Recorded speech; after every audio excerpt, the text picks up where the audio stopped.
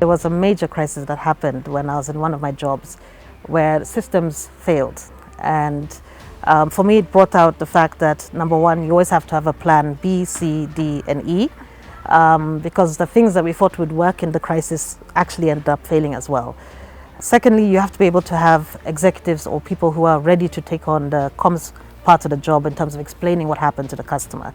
So being able to prepare them, being able to train them, being able to position them and give them the right messaging tools so that they're able to actually bring that to life in a way that is not terrifying for the customer and that is not impactful for the business when it comes to a revenue perspective.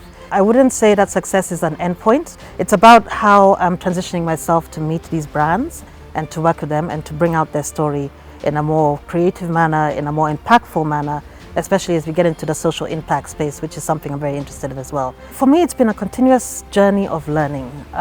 So even as I transitioned from being a journalist to being a comms professional, there was a period of learning and a period of understanding what the companies I was working for wanted to achieve, and changing my mindset from being the one who just writes about what they do to actually forming the strategy so that the stories come out. I've had some really great environments that I've worked in. Environments where you're able to bring your vision to life, where you're able to work with people who are very professional, where you're able to get objectives done that are kind of bigger than numbers. I think the biggest accomplishment has been the marriage of the business strategy plus its purpose. So what do you actually stand for? What ideals that bring you to the table? What do you bring to your customers beyond what you produce for your products or your services? How do you actually communicate your impact on society, and how do you bring that to life in a very tangible and real way? So being able to recognize what the strengths are of a particular person and how that marries with the company's vision and strategy is very important. And being able to give that person a space to grow and to evolve and to become even something else that they didn't expect of themselves is also very key to me as a leader.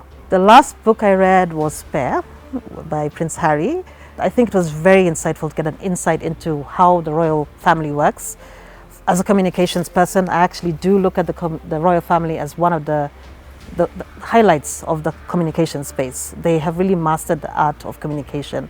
In 2 years, I hope to have created an impact through my work, whether it's through my consultancy or whether working with a company, through creating a social impact footprint by being able to get a company to do something for the society in which it exists. The space is evolving, especially for the communications professional of today.